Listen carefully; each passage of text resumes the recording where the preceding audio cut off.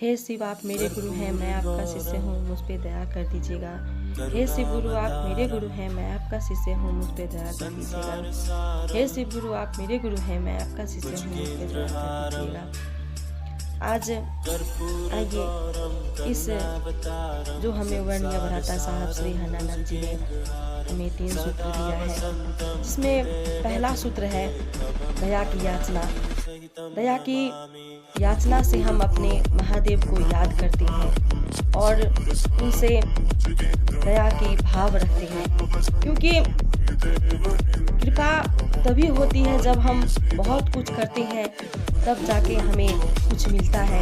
लेकिन हम बिना कुछ किए ही किसी से अगर कुछ चाहते हैं तो उसमें दया ही होती है। और साहब कहते हैं कि बिना दया के कुछ होती नहीं है। जीव जो है वो शिव की इच्छा से पैदा हुआ, लेकिन जीव अपनी इच्छा से शिव तक नहीं पहुंच सकता है। जब तक उस शिव की इच्छा ना हो तब तक ये जीव जो है वो शिव तक नहीं पहुंच सकता। इसीलिए हम अपने महादेव से दया की याचना करते हैं कि हे शिव आप मेरे गुरु हैं, मैं आपका शिष्य हूँ, मुझ पे दया कर दीजिए।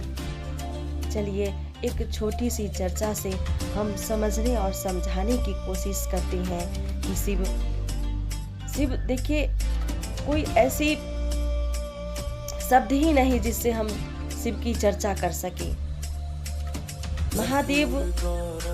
महादेव जो है वो तो त्रिलोकी नाथ हैं।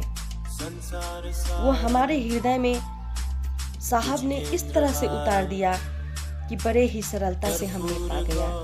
लेकिन साहब बहुत ही कठिनाई से उनको ये 3 सूत्र मिला है। तो इसके महत्व को हम समझे। हमारे जन्म जन्मांतर के पाप जो है वो 1 मिनट में ही धुल जाती है जब हम ये 3 सूत्र करते हैं। अच्छी भाव से हमें इसे करना है। देखिए बहुत दिनों की बात है, एक बार एक हाथी और सर्प दोनों ही शिव का भक्त थे। वो दोनों ही शिव का पूजा किया करते थे।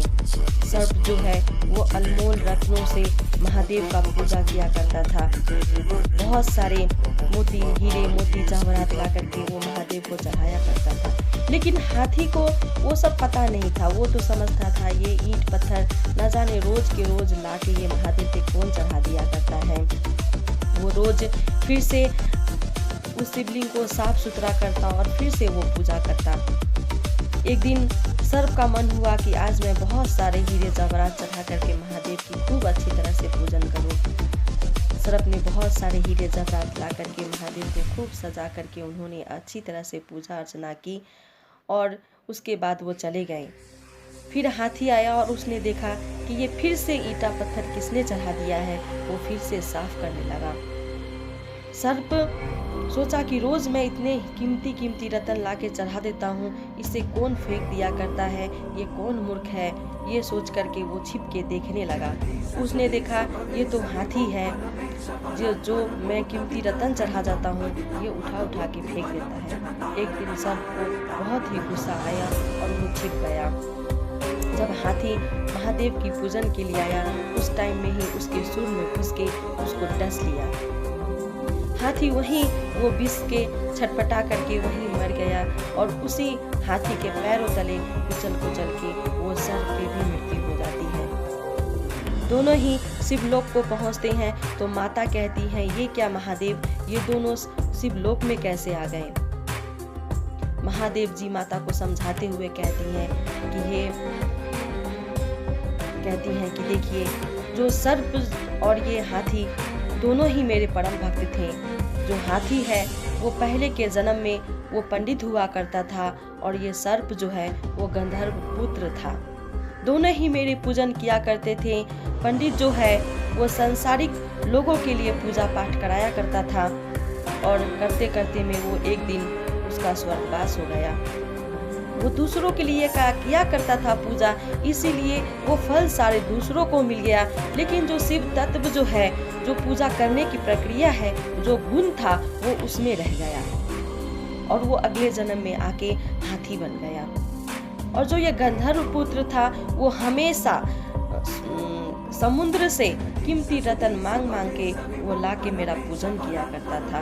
तो जिससे वो मांग के लगता था उसको वो सारे पुण्य मिल गया, और जो गुण था, जो शिव तत्व था उसमें रह गया। और फिर ये जब ये सर्प बना तो फिर से वो गुण जो उसमें रह गया वो फिर से करने लगा। तो क्योंकि पशु है, वो जब कुछ करता है तो अपने लिए ही करता है। तो उसने जब इन्हें ये योनि मिला तो उन्होंने दोनों ने ही मेरी पूजा बड़े ही अच्छी भाव से की, इसीलिए आज ये दोनों को शिवलोक की प्राप्ति हुई है। तो देखिए, हम महादेव को भला क्या चढ़ा सकते हैं? कहते हैं ना, तेरा तुझको अर्पण क्या लागे मेरा। तो एक भाव ही तो मेरा है जो उन्हें हम दे सकते हैं, जो हमें साहब ने दिया है। और वो कहते हैं कि मन को महादेव में लगाना है, क्योंकि शरीर नहीं जा सकता, मन तो जा सकता है ना। इसीलिए मन को ही हमें महादेव में लगाना है। और इसीलिए हम दया की याचना करते हैं कि ये शिव, आप मेरे गुरु हैं, मैं आपका शिष्य हूँ, मुझ पे दया कीजिए, मुझ पे दया कीजिए, मुझको दया कीजिए। इसी तरह से हमें दया की याचना में लगी रहना है, जगी रहना है।